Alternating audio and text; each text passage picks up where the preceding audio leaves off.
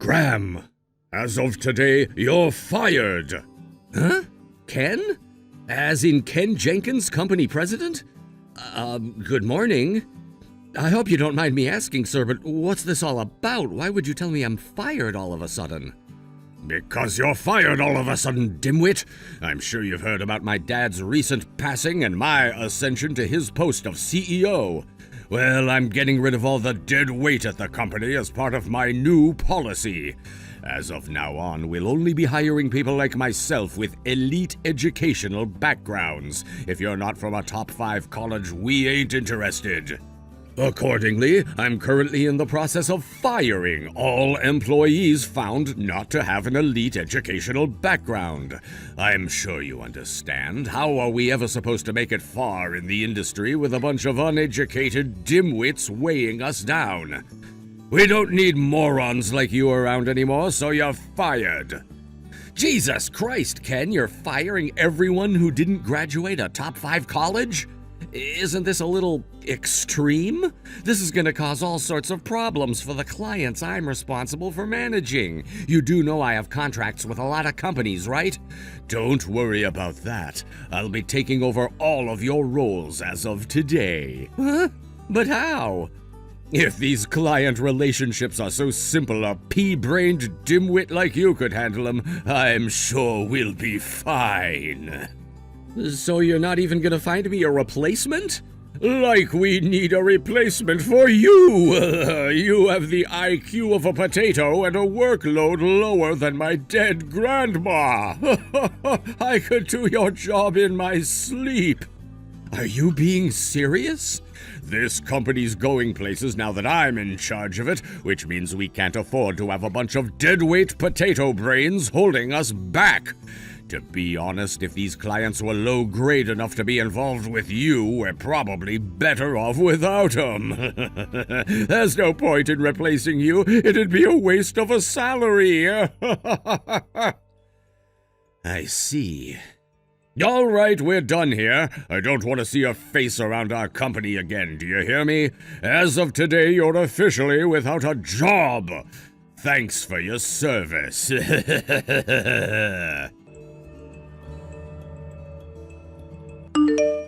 Olivia, I'm coming home now. Huh? Graham, what's going on? Did something happen? You left for work this morning just like always, right? Are you clocking off early? Are you sick? I got fired. You got fired? What the heck? Why? Why would they fire the sales manager at a company with 10 employees? What happened, Graham? Aren't you the only one there with the skills required to negotiate client contracts? I remember you telling me most of the other guys there were fresh out of college and a little wet behind the ears. I can't believe they'd fire you. Apparently, the new CEO's only hiring people who graduated a top 5 college from now on. Obviously, that means they'll be rejecting 99% of new applications because very few people actually graduate a top 5 college, and even fewer of those would be interested in working for our company. Naturally, a high school dropout like me never had a shot. What? Are you for real? He didn't even replace me. Apparently, he'll be taking on all of my responsibilities himself. Graham, wait a sec. Maybe this is actually for the best. What? It was for the best that I got fired? No. I don't mean it in a bad way. Listen, his dad, the old CEO, was the one who hired you after you dropped out of high school due to what was going on with your family at the time, right? I was so shocked to find out he died in a car crash recently, and obviously it's really tragic. But with an idiot like that in charge, do you really think the company has a future? At least this way you can get out early, instead of having to endure a slow descent to the bottom. Olivia, that's actually a good point.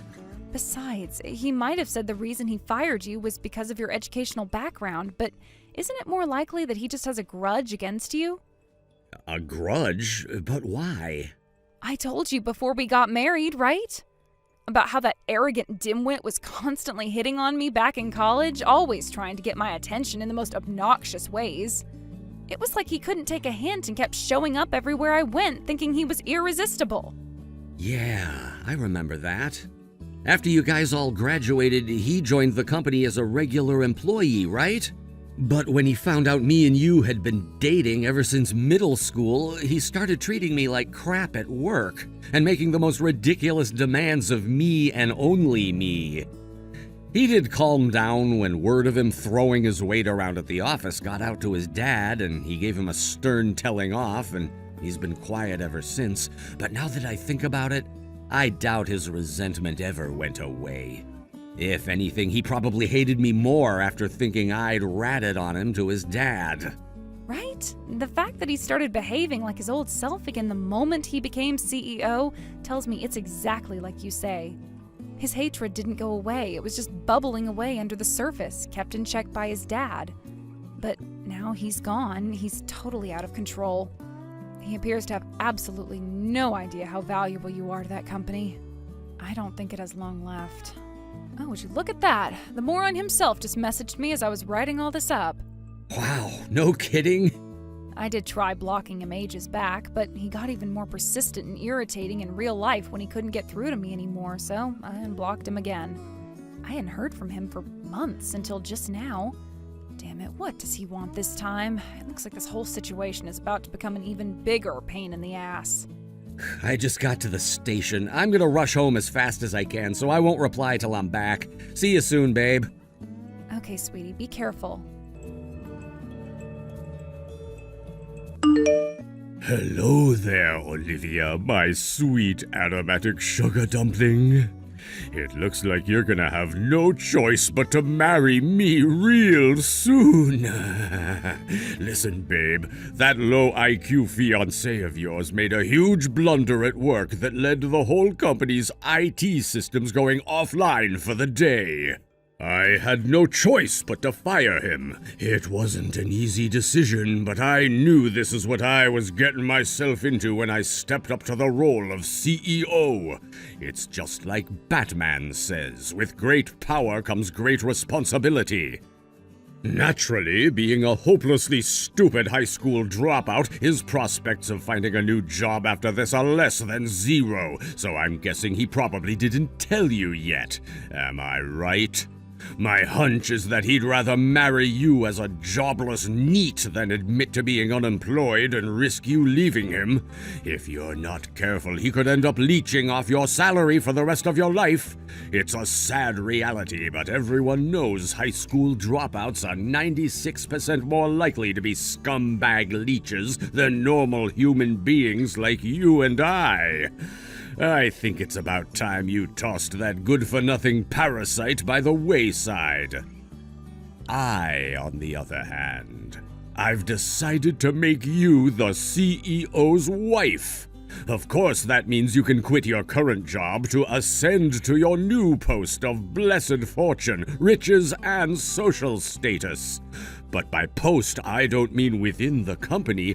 Oh no, you, my sweet darling angel, are gonna be a stay-at-home housewife living entirely off my vast riches in comfort, luxury, and style. Shut the hell up, you pea-brained moron. What? Graham doesn't work for you anymore, so I can drop the act now, right? It feels super relieving to be able to let you know exactly how much I hate you, asshole. Olivia? Graham already told me about how you fired him. What? He told you of his own volition? He told me straight after you did it as he was on his way home. He just got back and now he sat right next to me. You mean he actually admitted he got fired? What the hell's gotten into him?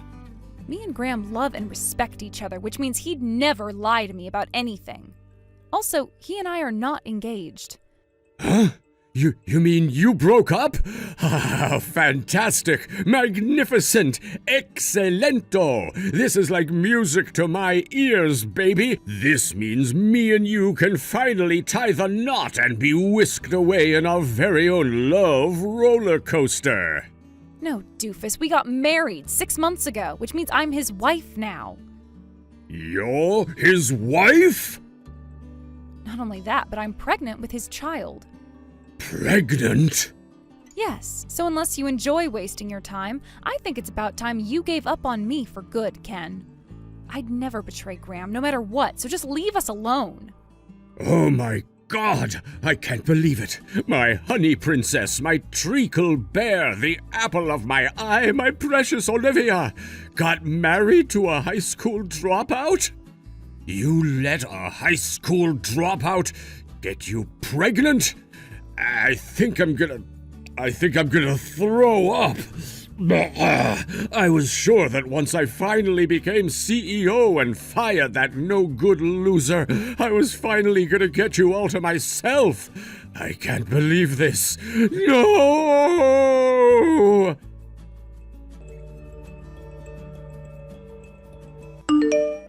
Graham, your old coworkers, Magnus and Hafthor, are here. Huh? Like Hafthor and Magnus are at the house? Yeah, apparently they made their excuses and left early so they could come and see you. I told them you're at the local municipal office to do the procedures for changing your health insurance card right now. Do you think you'll be there much longer? What should I tell them? Well, if they went out of their way to see me, I imagine they must have something pretty important to talk about. Could you ask them to hang on a little longer? I'm almost finished here. As long as they don't mind, of course. I should be back in like 15 minutes. Got it. I'll pass on the message.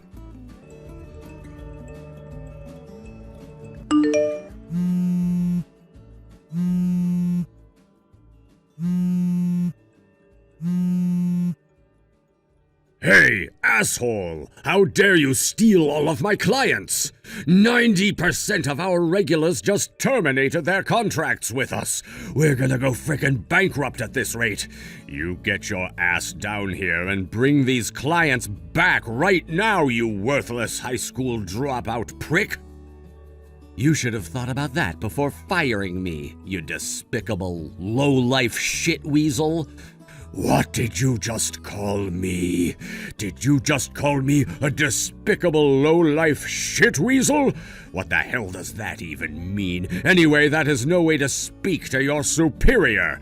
I am the CEO. Of what? A failing company that I don't even work for anymore? On what planet do I have any obligation to treat you with respect? I'm not held back by my position anymore, which means I can call you whatever the hell I like, and that's what I intend to do.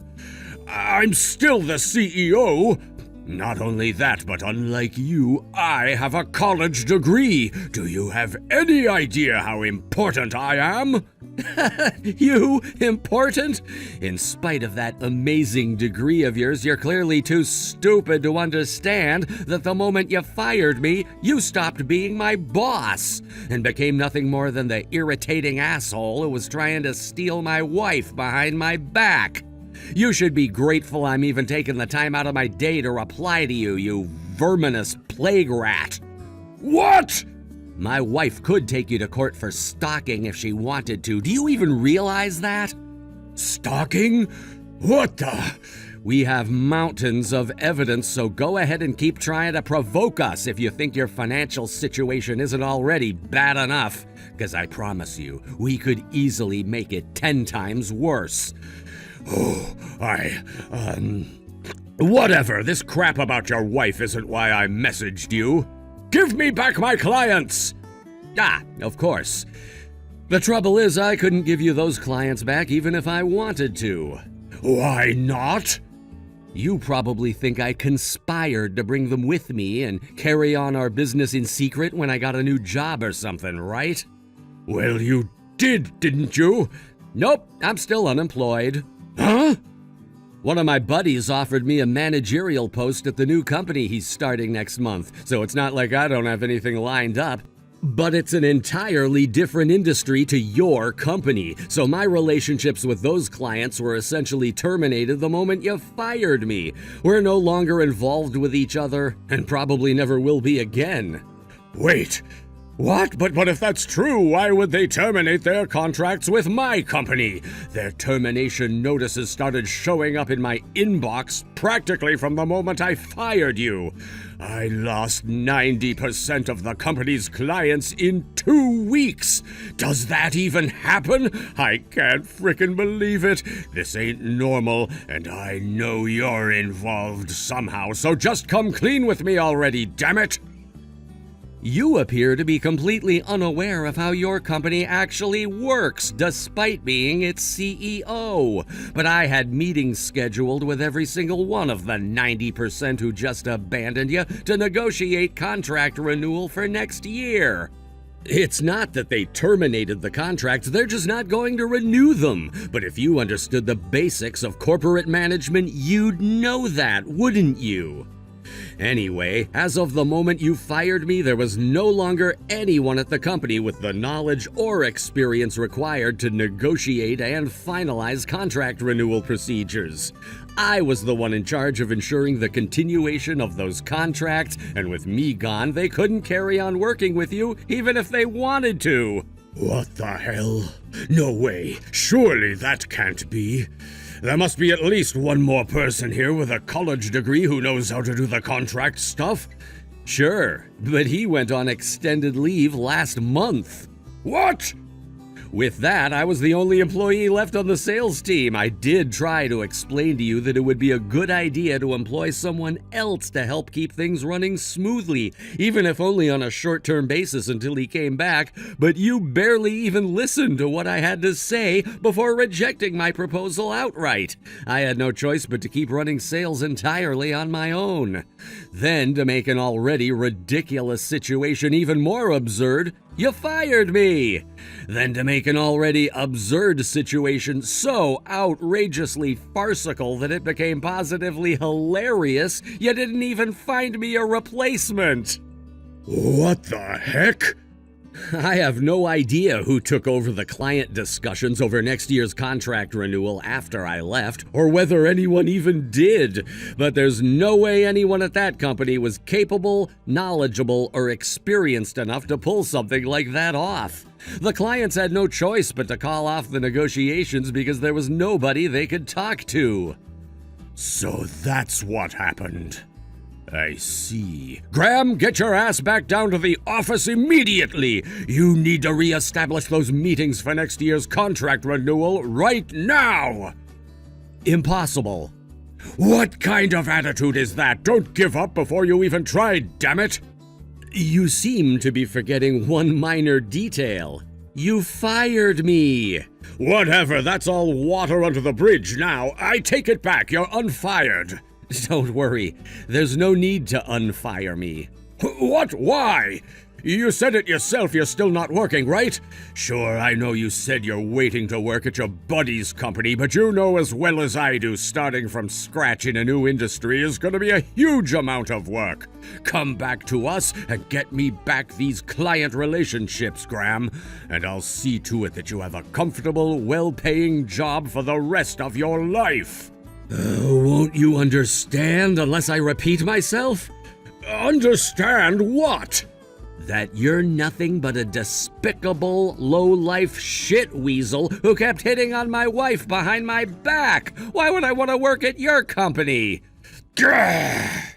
I'm gonna need you to stop wasting my time with these asinine messages too, Ken.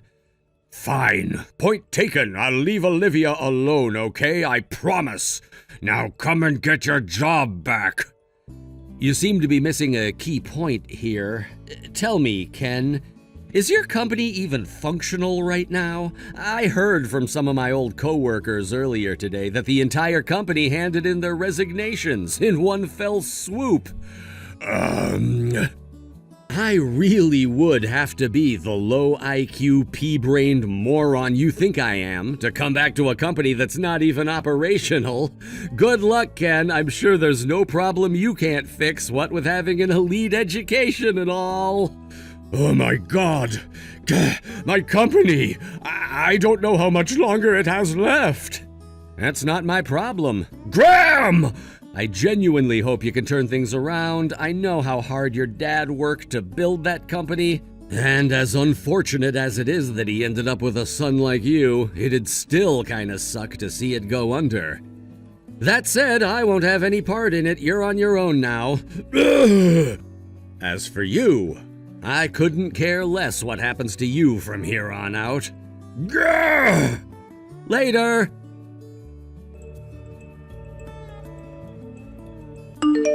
The next day, Ken launched a sudden assault on our house.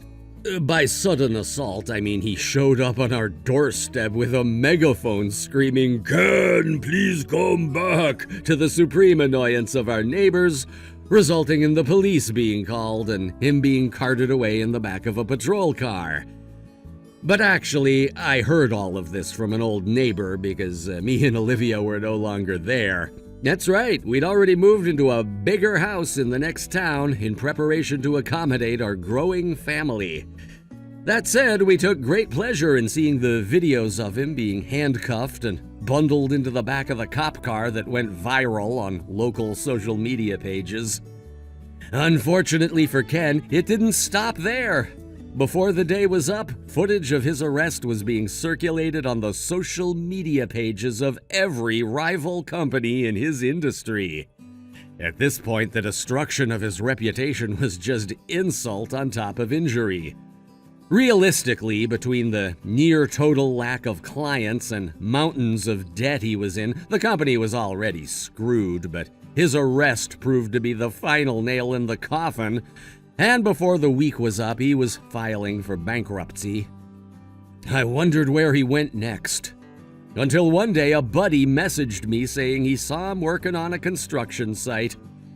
Apparently, he saw him crying his eyes out with a look of abject despair on his face while being shouted at by someone who appeared to be his boss. Thank you for watching. Please subscribe and hit the like button. See you next time.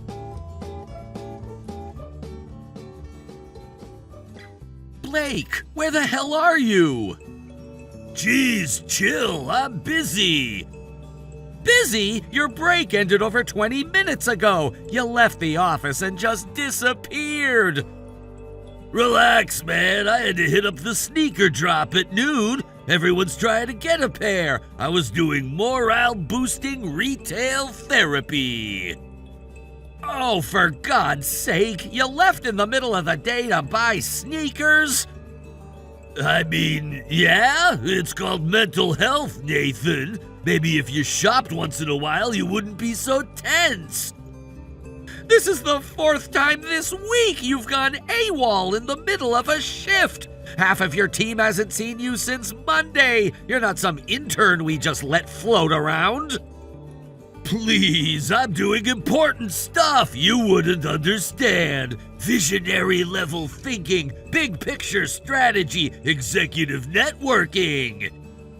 You're in operations, Blake. Your job is to process vendor contracts and update internal schedules, not to play influencer on company time. You sound like a middle school principal. Maybe you should try leading with a little less desperation. What I'm trying to do is keep this department from collapsing under the weight of your laziness. While you're off chasing sneakers and pretending to network, the rest of us are pulling double shifts. Wow, that was a lot of whining for someone whose job is literally spreadsheets. You think my job is spreadsheets? I've been here 10 years. I helped build the infrastructure you rely on to do every single aspect of your job. Whenever you feel like doing your job, that is. You've been here 8 weeks and already think you run the place. Because I do run the place. My last name carries weight around here. I walk in a room and people listen. You? People look right past you, Nathan. They always have.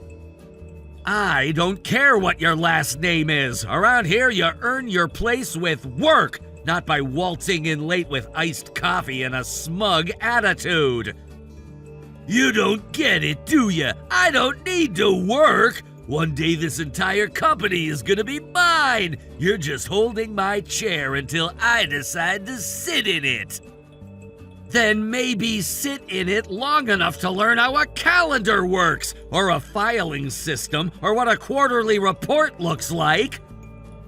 Wow, the jealousy is real. Look, just finish my reports or whatever. You're already at your desk. Just knock them out while you're in the zone.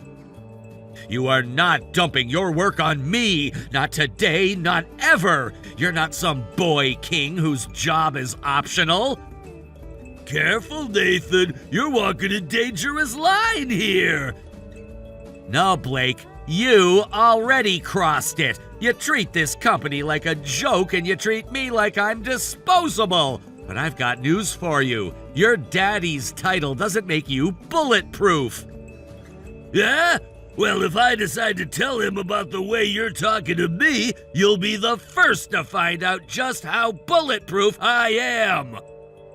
You want to bring your dad into this? Fine, because I've got plenty to say to him, starting with a full report on your complete and utter failure as an employee. You'd better watch your mouth, old man. You'll regret making me angry. I already regret letting it get this far. Now get your entitled ass back in the office before you make things worse for yourself. Blah, I think I'll take a long lunch. Peace, old man. Blake, what is this packet doing on my desk? It's got my name on it, and it looks like a resignation package. I have found it already. Nice. I wasn't sure how long it would take you to notice, but yeah, congrats. Today's your last day. You're joking! Tell me this is some kind of weird prank! Did you really hand in paperwork to HR behind my back? Oh no, Nathan! This isn't a prank. That document is 100% real! It even comes with a little severance bonus. Generous, right? You went to Human Resources and pretended to be me? How did you even get the CEO's signature on this? I didn't need to pretend to be anyone. I just explained the situation to my dad. I told him you were making my work environment toxic, that you've been bullying me, and that it's been damaging my mental health. I might have gotten a little emotional, maybe even teared up a bit. You should have seen his face. It worked beautifully. You cried to your father and told him I was harassing you? That's your idea of damage control? Damage control, please! I call it tactical influence. You wouldn't understand. Your emotional range barely stretches beyond passive-aggressive sighing. And your father just believed you without hearing a single word from me? Without even calling me into his office? He didn't need to. He trusts me. And frankly, he said your whole I'm everyone's supervisor attitude was starting to wear thin. Apparently, your emails give him a headache. So he told HR to prep the off-boarding packet and send you on your way. No exit interview, no farewell party, no loose ends. Clean and simple. This is outrageous! I've been with this company for over 10 years! I've onboarded entire teams, salvaged vendor contracts, and literally rebuilt the internal ops system from the ground up! Exactly! You're basically the old wallpaper at this point. You've been here forever, and no one even notices you unless something goes wrong. It's sad, really. You don't get to erase a decade of work because you threw a tantrum and your dad caved. I'm not signing this, and I'm not walking away quietly. I'm going to his office right now and giving him a piece of my mind. That's adorable, Nathan, but good luck with that. Dad left this morning for his great American road trip. He's in an RV with no laptop, no cell phone, just him, the open road, and some country music playlist from the 90s. He's going off-grid for 10 weeks minimum. So unless you've got a flare gun and a map of Wyoming, I don't think you'll be reaching him anytime soon. So you waited until he was out of reach, then blindsided me with this? You planned this. Of course I planned it. What, you thought I was just wandering around this company clueless? I've been playing chess, my friend. You've been stuck on checkers. You want to talk about being clueless? You don't even know how to run the scheduling software. You've asked me for the login 3 times this month alone. Whatever, I'll figure it out. I've got the program you built, don't I? You know, the one that automates everything and keeps track of task progress? That's mine now. I'm keeping it. That program wasn't designed to run unsupervised. It needs regular updates and back-end maintenance, which I handle manually. You touch one wrong setting and you'll shut down half the internal workflows. Then maybe you should have made it less complicated. Honestly, it's kind of on you. I built that system to support a functioning department. It doesn't account for someone like you coming in and torching everything out of boredom. Well, I guess it's time for a stress test. Let's see how it handles a little innovation. No! What you're doing isn't innovation, it's sabotage masked as confidence. And when the company starts falling apart, don't you dare act surprised. I think we'll be just fine without you, Nathan. In fact, I think this place will finally breathe without your constant hovering and micromanaging. You are in way over your head, and when your father finally gets back and sees the mess you've made, don't expect anyone to shield you from the fallout. By the time he gets back, the company will be transformed. I'll be running things my way, and your name will be long forgotten. Just a dusty file in HR's archive. You can gloat all you want, Blake, but mark my words, I'm not the one who's going to regret how this ends. You are! Nathan! Hey, buddy! Long time no see! So, tiny little hiccup on our end. That program you built, the one with the task tracking and auto-scheduling, yeah, it kind of broke. Can you come fix it? Wow, look who suddenly remembers my number. Let me guess, the company's on fire and Daddy's not picking up? Okay, first of all, rude. Second, yeah, it's broken and everything's kind of, spiraling. And since you're the genius who built it, I figured you could just waltz in and push a few buttons. Shouldn't take more than 5 minutes, right? You fired me, Blake. What makes you think I'd lift a finger now? Don't be dramatic. I didn't fire you. I repositioned you into the job market.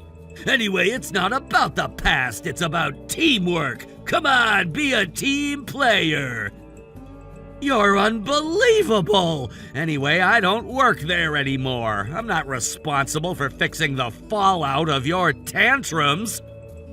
Okay, but technically, you made the program, and it broke, which means you're still kinda on the hook. I think that's called, like, manufacturer accountability or something legal sounding. It's called You Should Have Read the Damn Handover Packet. I documented every maintenance step. I even put in little arrows so a dunce like yourself would get it. Did you seriously not open a single file? Oh, I would've. I totally would've. But a small issue. All the guys you gave it to either quit or got themselves fired. They were being super negative and kept expressing concerns, so I cleaned house. You fired the entire admin team because they questioned you? I mean, vibe-wise, they were dragging the energy down. They didn't get the vision. I needed people who believed in me. So now you're stuck with a bunch of yes men who don't know the difference between a task queue and a thermostat. Got it? Okay, wow, no need to be salty. And I am not stuck, I'm just navigating some temporary logistical turbulence. You turned your dad's office into a pseudo-bachelor pad, kicked out anyone competent, and now you're shocked the systems don't run themselves? That lounge was for wellness purposes. My girlfriend happens to be very calming, and the beanbag chairs were ergonomic. You ran a corporate department like a frat house. You ignored every warning, and now you want me to come crawling back to save you? I don't want you to crawl. God, no. That would be awkward. I just want you to swing by, fix your little software bug, and maybe grab a coffee on your way out. Not happening. Come on, I can't do this myself, and I really don't want to, do actual work. People are starting to expect things from me. It's exhausting. Cry me a river. You dug this hole, Blake. I'm not handing you a ladder. You were my boss, Nathan. Doesn't that mean anything? I mean, you used to care. You gave those long, boring speeches about mentorship and work ethic. Where's that guy? He got fired by a spoiled child who cried to his daddy. So no, I don't owe you loyalty. Not now, not ever again. You're really not going to help? At all? The system's locked, people are panicking, and I'm getting way too many emails. I didn't sign up for this. Then maybe next time don't fire the one guy keeping your operation afloat. You wanted control? Enjoy it! Unbelievable! You're actually enjoying this, aren't you? Immensely. Okay, look, I've been thinking. You're probably struggling for cash, right? I mean, no job, no health insurance, no pension. Must be rough. So here's the deal. I'll pay you to come fix the system. Quick job, easy money. Think of it as charity with a side of nostalgia. Blake, do you honestly think I'm that desperate? Well, you were fired, remember? And let's be real, you're not exactly management material. You do nerd stuff. The market for grumpy spreadsheet guys isn't exactly booming. But hey, if you play nice, I might even let you come back full time. Under me, of course, if you can behave yourself this time. Wow, generous offer, truly. Unfortunately, I already have a job, a real one, with a company that actually values its people. One of the CEOs I used to work with found out I was available and snapped me up. He offered me a salary 50% higher than what I was making over there. Wait, what? No, that's not how this works. You can't just go off and get another job like it's no big deal. Oh, I absolutely can, and I did. Oh, and those employees you pushed out, the good ones? Yeah, I brought a few of them with me. We're building something real, something productive and functional, unlike Nepo land over there. You stole my team? You threw them away. I gave them a better home. And the clients? Don't tell me you took the clients too. Those were my accounts. Again, not how this works. Clients follow people they trust. They didn't want to deal with your chaos, so when they heard where we went, they reached out. We didn't steal anything, they left you.